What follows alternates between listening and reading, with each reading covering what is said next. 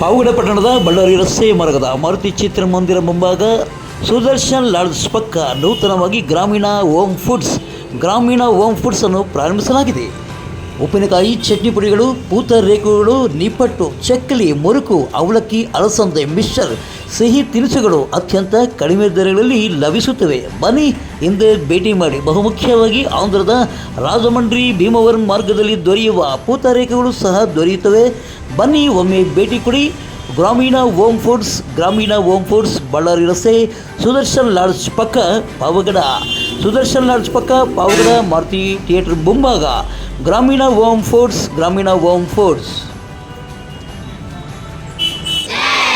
ಮರದ ತಿಮ್ಮಕ್ಕನಿಗೆ ಬೆಳೆಸಿರಣ್ಣ, ನೀವು ನಾಡ ಉಳಿಸಿರಣ್ಣ.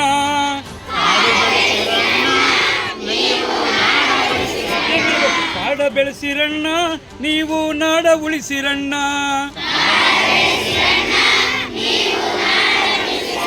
ಕಾಲುವೆ ತೊರೆಗಳು ತುಂಬಿ ಹರಿಯಲು, ಕಣ್ಣ ಮರಗಿಡಬೇಕಣ್ಣ. ಕಾಡ ಬೆಳೆಸಿರಣ್ಣ, ನೀವು ನಾಡ ಉಳಿಸಿರಣ್ಣ. ಸಾಲು ಮರದ ತಿಮ್ಮಕ್ಕನಿಗೆ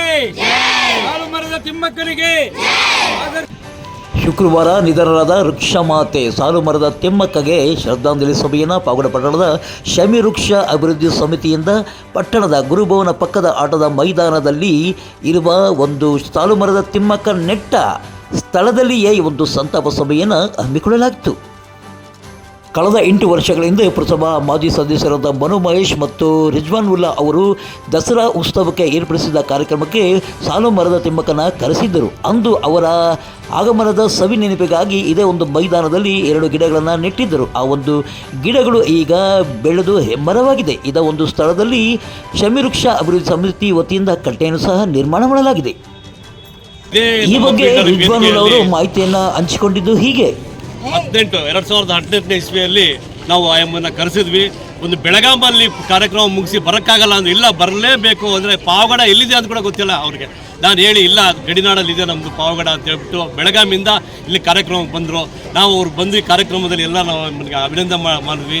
ಮತ್ತು ಒಂದು ಸೀರೆ ನಾವು ಜ್ಞಾಪಕಾರ್ಥ ಆಯಮ್ಮನ್ನು ಕೊಟ್ಟು, ಮತ್ತು ಈ ಒಂದು 2 ಗಿಡಗಳು ಆಯಮ್ಮ ಕೈಯಿಂದಲೇ ನೆಟ್ಟಿದ್ದು. ಇದು ನಿಜಕ್ಕೂ ಈ ಮರಗಳು ಯಾವತ್ತುವರೆಗೂ ಇರ್ತಾವೋ ಆವತ್ತವರೆಗೂ ನಾವು ಸಾಲು ಮರದ ತಿಮ್ಮಕ್ಕನ್ನು ನಾವು ನೆನೆಸ್ಕೊಬೇಕು. ಇವಾಗಲೂ ನಮ್ಮ ಮನೆಯಿಂದ ಆಯಮ್ಮ ಏನು ತಿಂತೀರ ರಾತ್ರಿ ಊಟ ಅಂದರೆ ನಾನು ಮುದ್ದೆ ಬಿಟ್ಟು ಬೇರೆ ಏನೂ ತಿನ್ನೋದಿಲ್ಲ. ಇದಕ್ಕೆ ನಾನು ಒಂದು 11 ಗಂಟೆ ರಾತ್ರಿ ಮುದ್ದೆ ಮಾಡಿಸ್ಕೊಂಡು ತಿನ್ನಿಸಿದೆ.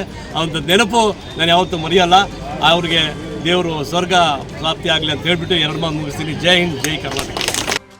ಇನ್ನು ಈ ಒಂದು ಶ್ರದ್ಧಾಂಜಲಿ ಸಭೆಯಲ್ಲಿ BEO ರೇಣುಕಮ್ಮ ಅವರು ಸಾಲು ಮರದ ತಿಮ್ಮಕ್ಕ ಬಗ್ಗೆ ಅತ್ಯಂತ ನುಡಿಮುತ್ತಿಗಳನ್ನು ನುಡಿದಿದ್ದಾರೆ. ಗಂಡನನ್ನ ಕಳ್ಕೊಂಡ್ಬಿಡ್ತಾರೆ, ಮಕ್ಕಳು ಇರೋದಿಲ್ಲ.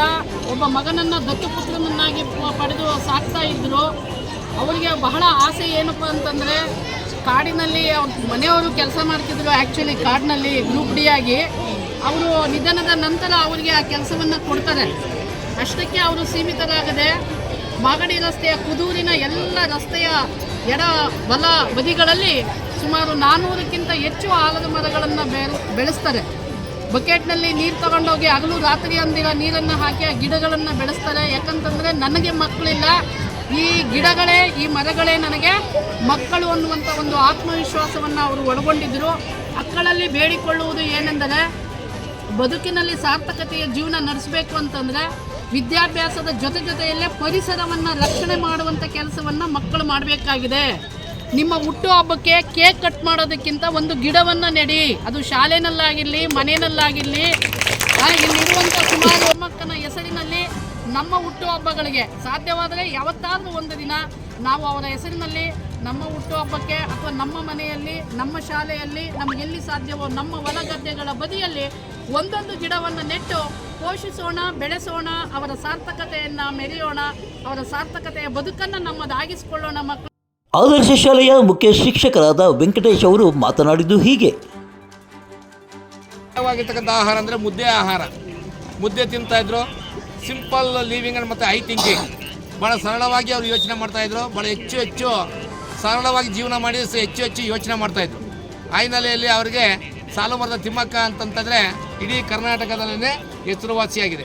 ಒಬ್ಬೊಬ್ಬರು ಒಂದೊಂದು ರೀತಿಯಾಗಿದ್ದ ಕಲೆಯಲ್ಲಿ ಡಾಕ್ಟರ್ ರಾಜ್ಕುಮಾರ್ ಹೆಸರುವಾಸಿಯಾದರು, ಪರಿಸರವನ್ನು ಸಂರಕ್ಷಣೆ ಮಾಡೋದ್ರಲ್ಲಿ ಸಾಲುಮರದ ತಿಮ್ಮಕ್ಕ ಆದರು, ಮತ್ತು ಕವಿಗಳಲ್ಲಿ ದಾರಬೇಂದ್ರ ನೋಡಿದ್ದೀವಿ, ಗುಂಬೆ ನೋಡಿದ್ದೀವಿ, ಶ್ರೀರಾಮ್ ನೋಡಿದ್ದೀವಿ.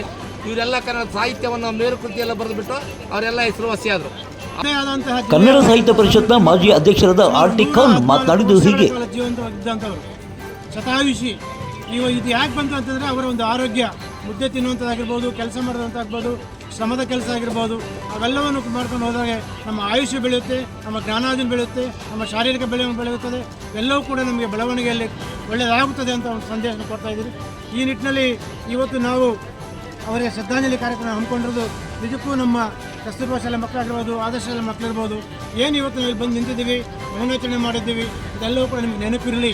ಸಾಲು ಮರದ ಇನ್ನು ಈ ಒಂದು ಶ್ರದ್ಧಾಂಜಲಿ ಸಭೆಯಲ್ಲಿ ಸಾಲುಮರದ ತಿಮ್ಮಕ್ಕಗೆ 2 ನಿಮಿಷಗಳ ಕಾಲ ಮೌನಾಚರಣೆಯನ್ನು ನೆರವೇರಿಸಿ ನಂತರ ಅವರ ಭಾವಚಿತ್ರಕ್ಕೆ ಪುಷ್ಪಾರ್ಚನೆಯನ್ನು ಸಲ್ಲಿಸಿದ್ದಾರೆ.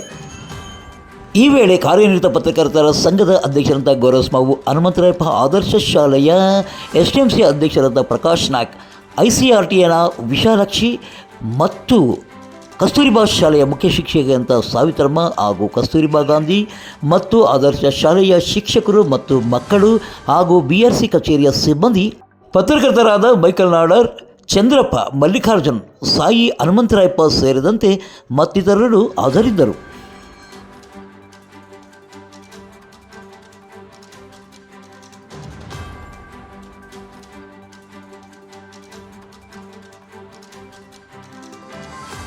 ಪಾವಗಡ ತಾಲೂಕಿನ ತಾಜಾ ಸುದ್ದಿಗಳಿಗಾಗಿ ನಮ್ಮ ಚಾನಲನ್ನು ಪಾವಗಡ ಪವರ್ ನ್ಯೂಸ್ ಎಂದು ಟೈಪ್ ಮಾಡಿ, ಸಬ್ಸ್ಕ್ರೈಬ್ ಮಾಡಿ, ಜಾಗೃತಿ ನೀಡಿ ಪ್ರೋತ್ಸಾಹಿಸಿ ಬೆಂಬಲಿಸಿ. ನಾನು ನಿಮ್ಮ ಸತ್ಯ ಲೋಕೇಶ್, ಸಂಪಾದಕರು, ಪಾವಗಡ ಪವರ್ ನ್ಯೂಸ್.